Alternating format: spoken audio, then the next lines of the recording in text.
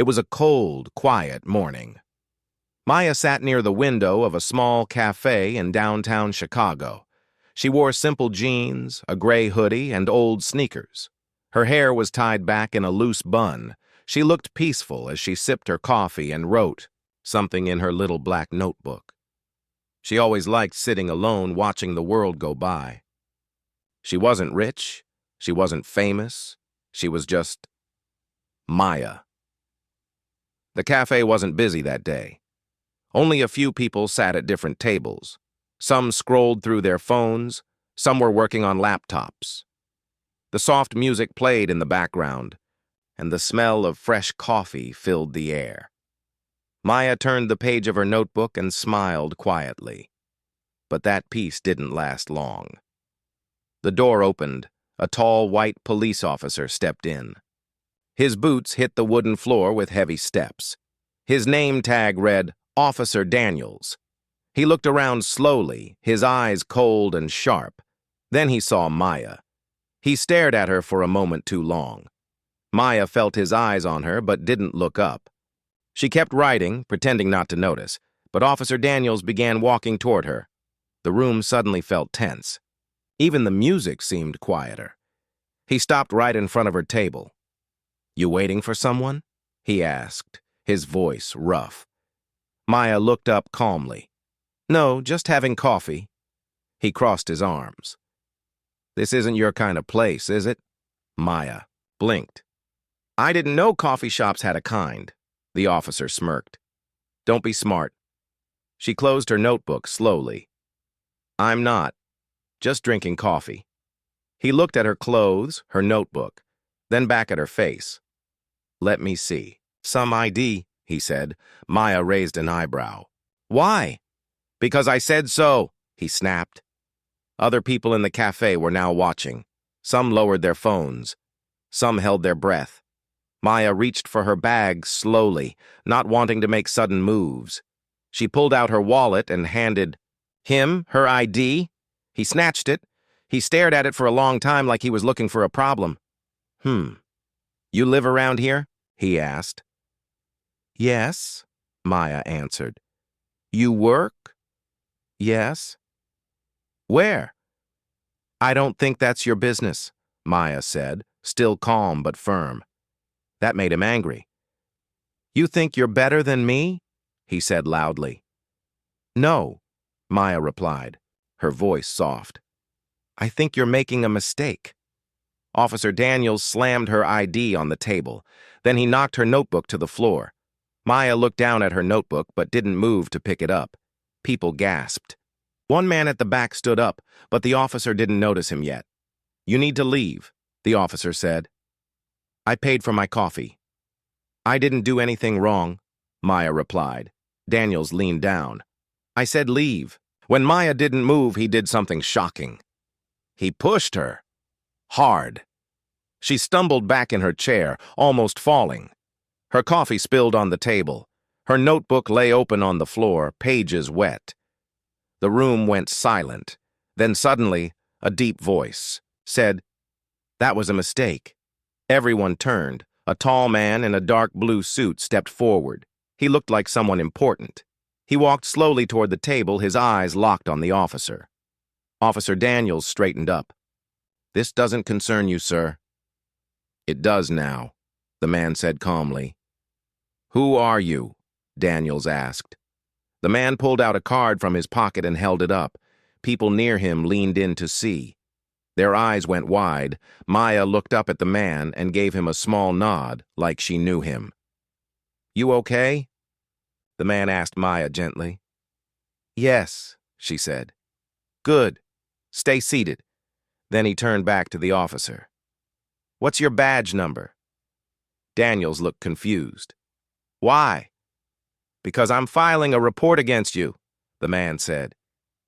"You just used force on an innocent woman who was sitting peacefully, in front of witnesses, with no reason." Daniels laughed nervously. "She looked suspicious." "Suspicious of what? Drinking coffee?" "She didn't cooperate." The man took a step closer. "I saw everything, and I'm not just anyone." He handed Daniels the card. Daniels looked at it. His face went pale. The card said, U.S. Department of Justice, Civil Rights Division. You're federal? Daniels stammered. The man didn't answer. He simply turned to Maya. Do you want to press charges? Maya looked around at the people staring at her, then down at her ruined notebook. She took a deep breath.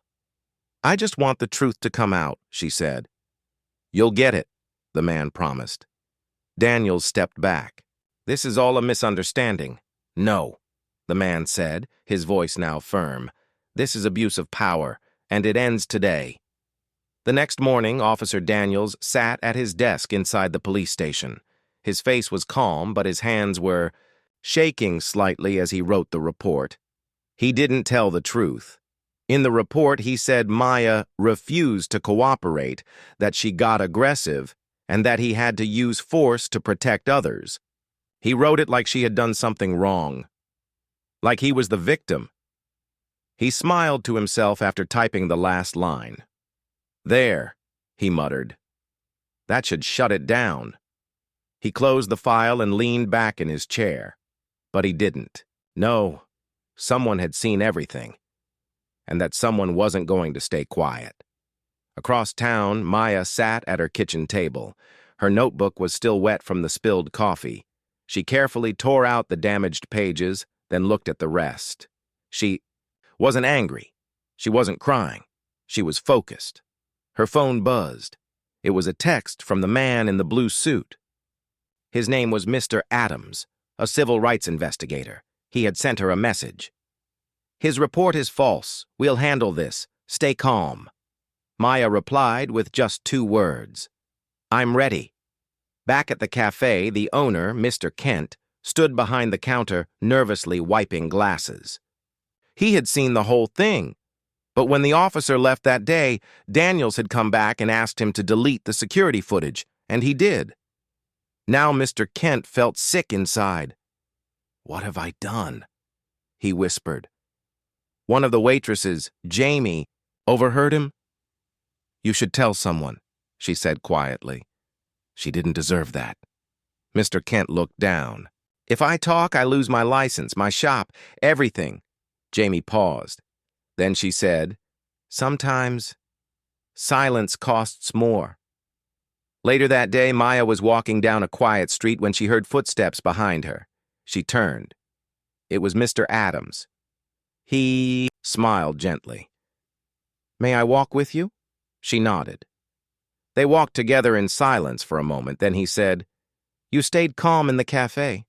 Most people would have shouted, screamed, but you didn't. Maya looked straight ahead. If I had screamed, what do you think people would have believed? He nodded. You're right. Maya stopped walking. Why are you helping me? Mr. Adams looked at her seriously. Because you're not the first, and if we don't stop this now, you won't be the last. Maya looked down at her hands. I don't want revenge. I want truth. Good, Adams said, because the truth is what will destroy his lies. Meanwhile, inside the station, Officer Daniels was laughing with 2 other officers. She actually thinks someone will believe her over me? He scoffed. You wrote the report, right? One officer asked. Of course, it's solid. They'll never prove anything. Then a junior officer entered holding a brown envelope. Sir, this came for you. Daniels opened the envelope and froze. Inside were printed screenshots, pictures from cell phone videos taken by people in the cafe. One photo clearly showed him pushing Maya, his hands still on her shoulders, his face angry. The people behind. Him? Shocked? One man in the background recording? Daniels' smile disappeared. Where did this come from? He asked sharply. No idea. It was just left at the front desk, the junior officer replied. Daniels stood up fast. We have a problem. Outside, Maya looked up at the tall city buildings. She reached into her bag and pulled out a small folder. Inside were records. Things she had been saving for months, other names, other reports, other people Officer Daniels had harassed, and gotten away with it. But not this time. Mr. Adams looked at the folder and nodded. "You've been building this case?" Maya nodded. "I was waiting for the right moment." He smiled. "Then the moment is now." That night, Maya stood at her small kitchen mirror brushing her hair. Her reflection looked calm, but her eyes were full of quiet fire. She whispered to herself, "You hit me, but you didn't break me." The sun was high in the sky when Maya walked through the glass doors of the police station. She didn't come to say sorry. She came with a plan. Her steps were slow but firm. She wore a black coat, held a leather folder in her hands, and had a calm fire in her eyes. As she walked past the front desk, the officer on duty looked confused. "Can I help you?" Maya nodded. "Yes. I'm here to see Officer Daniels." The officer picked up the phone. "Hold on." Moments later, Daniels came out from the back. He stopped in his tracks when he saw her. Maya didn't flinch. Their eyes met. "What are you doing here?" he asked coldly. "I'm here to talk," Maya said. Daniels laughed. "You're lucky we didn't arrest you. I saved you, and this is how you thank me?" Maya opened the folder slowly. Inside were printed screenshots, the same ones he received earlier. Photos, notes, statements, dates. Daniel's smile faded again. "What's this?" he asked. "Proof," Maya said softly, "of what you've done." A few other officers nearby looked up. Maya continued. "Not just to me, but to others too. I've been collecting it. For months." Daniels looked around nervously. "We're not talking about this here." "I think we are," Maya said, louder this time. One officer stepped closer. "Is there a problem?" Daniels snapped. "Everything's fine." But it wasn't. Maya looked around the room. "I'd like to speak to the chief." Daniels shook his head. "He's busy," a voice from behind interrupted. "Miss Carter?" "The chief will see you now." Everyone turned. It was the same junior officer from before. He stood straight, holding open the hallway door. Daniel's face dropped. "Wait, did he say Carter?" one officer whispered. Daniels froze. Now it all made sense. The way she stayed calm, the way she never raised her voice, the reason she wasn't afraid. She wasn't just Maya. She was Maya Carter, daughter of Judge Franklin Carter, a powerful federal judge. Daniels looked like he'd seen a ghost. Maya walked past him without a word, her folder still in her hand. The officers watched in silence as she disappeared down the hallway. Inside the chief's office, a tall, serious-looking man stood up to greet her. "Maya Carter," he said with a respectful nod. "I know your father." "I know," she replied. "That's not why I'm here." He gestured for her to sit. She placed the folder on his desk. He opened it. As he flipped through the documents, his expression changed from polite to concerned, then to shocked. Photos of bruises, old reports with missing pages, statements from witnesses, ignored, unsigned, buried, names of victims who were never heard. The chief looked up. "You've done your homework." Maya nodded. "He's been doing this for years. It's time someone stopped him." The chief closed the folder. "I'm sorry for what happened to you." "I don't want an apology," Maya said. "I want justice." The chief leaned back in his chair. "You'll get it." But Maya wasn't done. "There's more," she said. "Video clips, eyewitnesses, and a list of officers who covered for him." The chief stared at her. "You came prepared." Maya stood up. "He wrote lies about me." In his report. "Now I'm writing the truth about him." Before leaving the office, she turned back one last time. "This isn't about me," she said. "It's about every voice he tried to silence." Outside the office, Officer Daniels sat frozen in his chair. He didn't smile anymore. He didn't speak, because for the first time in his career, he was scared. It had been only 1 hour since Maya left the chief's office. But inside the police station, everything had changed. The chief called a private meeting. Only 5 people were in the room. The chief, 2 internal affairs officers, Officer Daniels, and 1 silent observer, Mr. Adams. Daniels sat with his hands folded, eyes darting nervously from face to face. "What's this about?" he asked. The chief didn't answer. He slid Maya's folder across the table. Daniels glanced at it and went pale. "Where did this come from?" "We'll ask the questions," said the man from Internal Affairs. Mr. Adams didn't speak yet. He just watched. Daniels laughed, nervously. "This is nonsense. That girl, she came to cause trouble. She's just trying to ruin my career." "Her name is Maya Carter," the chief said firmly. "And she brought evidence, not just from that cafe, but from multiple cases tied to you." Daniels sat back. "This is a setup." The internal affairs officer opened a laptop. "Let's watch something." They played the cafe video, clear footage from a phone. It showed Daniels towering over Maya, pushing her. It showed her staying calm. It showed witnesses staring in shock. When the video ended, the room was silent. Daniels looked down. Mr. Adams finally spoke. "Would you like to change your original statement?" Daniels didn't reply. "You lied in your report," the chief said. "You said she was aggressive, but the video shows otherwise." Daniels looked up. "What happens now?" The chief replied coldly. "Now? We investigate every complaint ever made against you, every name in that folder, every ignored voice. And if I refuse?" Daniels said, trying to sound tough. "You won't have the choice," Mr. Adams said. "Your badge is already suspended. You're off the streets until this is done." Daniels stood up, angry. "You're throwing me under the bus for a girl. Who played victim?" "She didn't play anything," the chief said. "She was the victim, and now she's the reason you're finally being held accountable." Daniels shouted, "You'll regret this." The chief looked him straight in the eyes. "No, you will." Outside the police station, Maya stood near a bench watching people pass by. She had no idea what was happening inside, but she could feel something shifting. Her phone buzzed, a message from Mr. Adams. It started. She smiled quietly. Then, another message came from an unknown number. "Thank you for standing up. I was too afraid to speak years ago. I saw what he did. I hope you bring him down." Maya read the message slowly. Her eyes watered, but she didn't cry.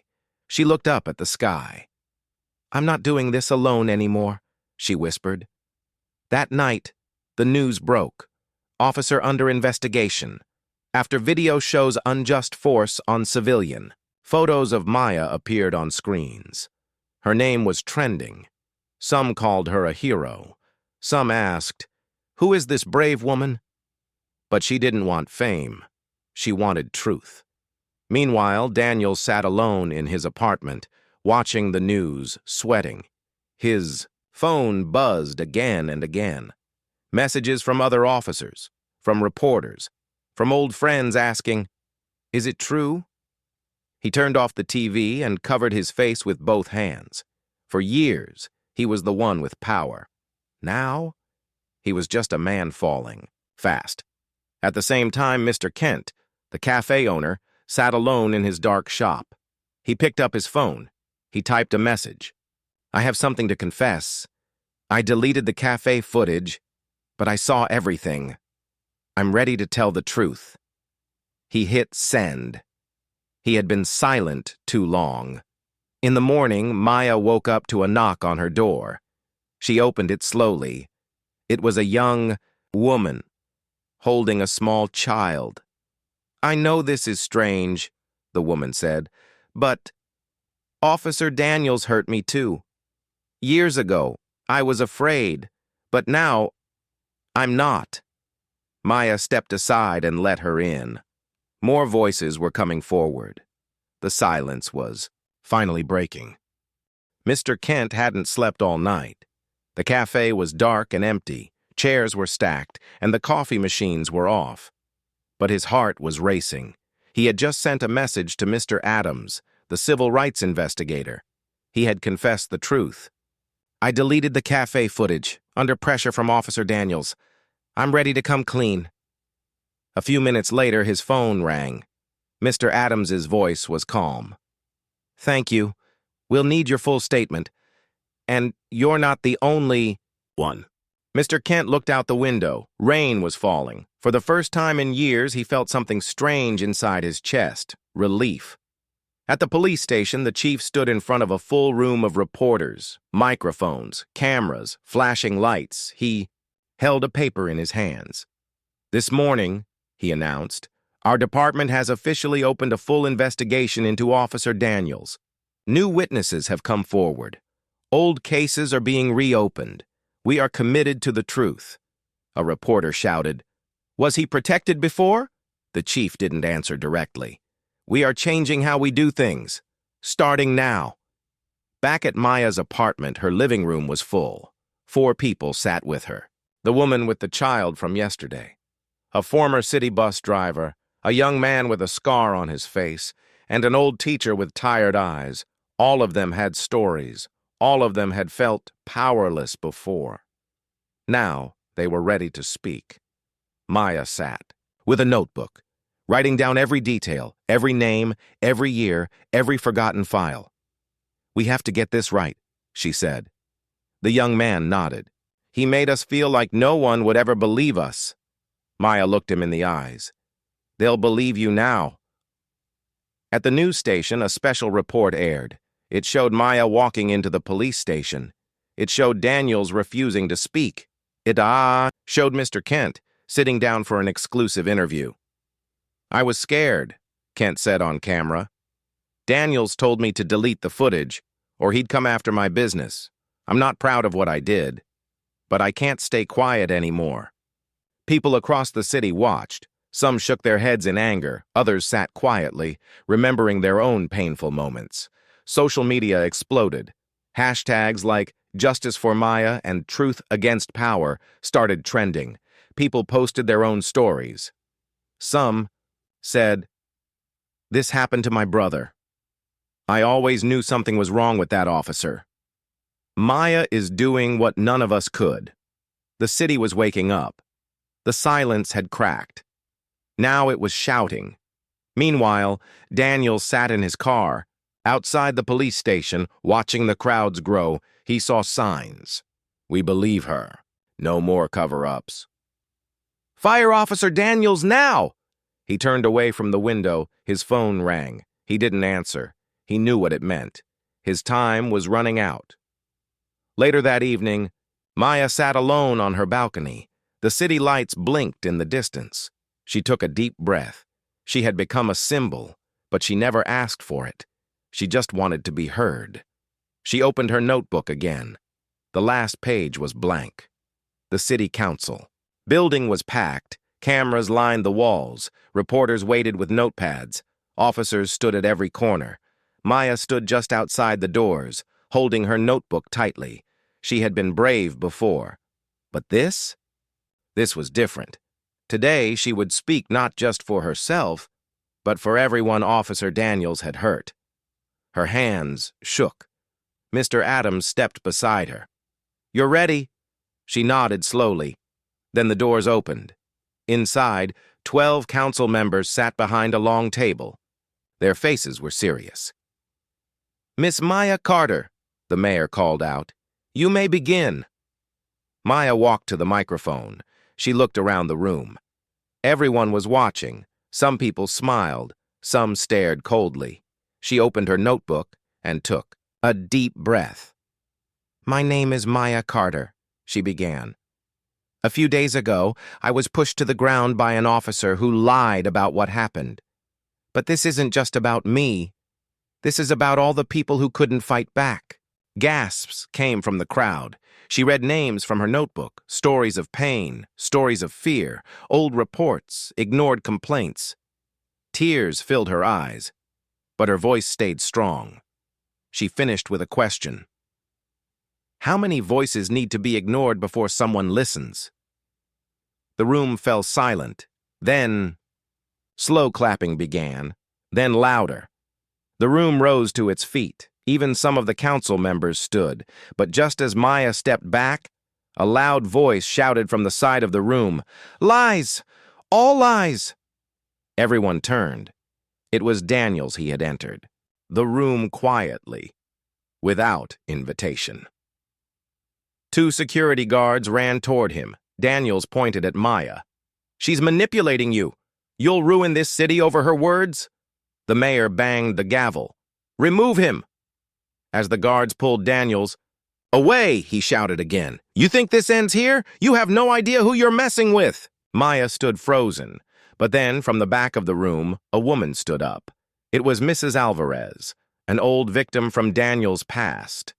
She said loudly, "We know exactly who you are, and we're not afraid anymore." More people stood, the young man with the scar, the mother with her child, the old teacher, Mr. Kent. One by one, voices filled the room. "We saw what you did. You can't silence us anymore. Your time is over." Daniels was dragged out of the building, still shouting, but no one listened. The truth was louder. Later that evening, Maya was invited to the mayor's office. He poured her a cup of tea and smiled. "You've done something powerful," he said. "We've officially suspended Officer Daniels. Internal Affairs will continue the investigation." Maya nodded, but, the mayor added, "There's something else." He handed her an envelope. Inside was a letter. "You have been chosen to lead the new Community Justice Board, to bring change, to help fix what was broken." Maya stared at it. "I'm just a teacher," she whispered. The mayor smiled. "Not anymore." As she left City Hall that night, her phone buzzed, a message from her father. "You made me proud today, but more importantly, you made history." Maya looked up at the city skyline. This wasn't the end. This was just the beginning.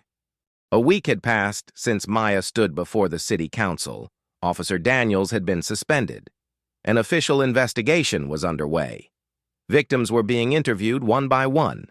For the first time in years, the city was listening. But Maya didn't rest. She worked day and night with the new Community Justice Board. She helped design programs to train officers in respect, fairness, and proper conduct. She visited schools and told young people, "You matter. Your voice matters. Never stay silent." More people came forward with old stories. Some of them cried, some of them smiled, saying, "Thank you for giving us the strength." But not everyone was happy. One night, as Maya walked home alone, a car slowly followed her. She noticed the headlights in the reflection of a store window. Her heart raced. She picked up her phone. Before she could dial, the car sped off. Tires. Screeching. She didn't see the face inside, but she knew the message. "Stay quiet." She called Mr. Adams immediately. "I think someone's trying to scare me." "Don't worry," he said. "You've already scared them. That's why they're desperate now." The next day, Daniels was officially charged with misconduct and abuse of power. The courtroom was full when he arrived.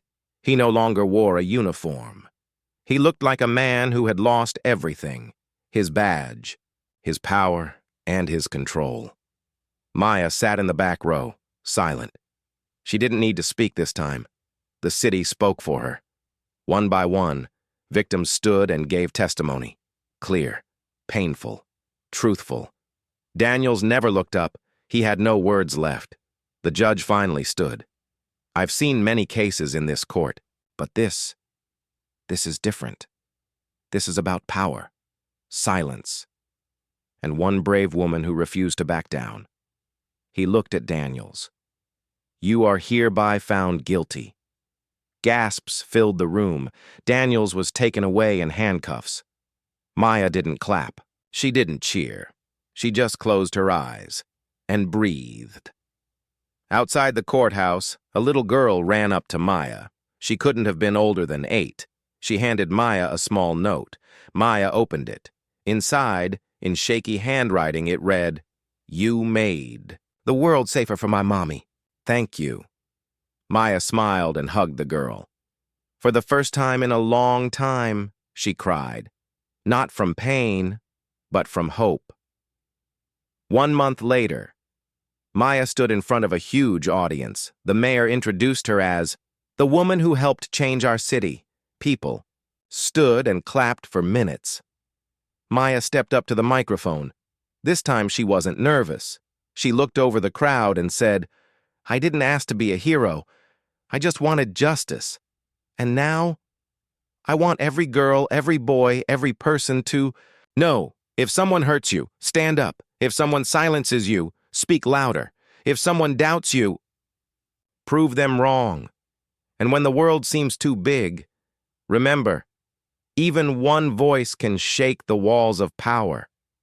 Tears ran down faces. The crowd stood again, and Maya knew this wasn't just her story anymore. This was everyone's. It had been exactly 1 year since Officer Daniels was sentenced. The city had changed. The police department had new rules. Officers now wore body cameras. There were listening centers for complaints. Community trust had started to grow again, and Maya, she had become a national speaker. She gave talks at schools, universities, and town halls, but deep down, she still carried the scars. One morning, Maya sat in her kitchen sipping tea. Birds chirped outside. Everything felt quiet, peaceful, until her phone buzzed. Unknown number. She almost didn't answer, but something told her to pick up. Hello? A low voice spoke. Miss Carter? This is FBI agent Ryan Green. We need to talk, in private. Maya froze. Why? What's going on? He paused. It's about Officer Daniels and the network behind him.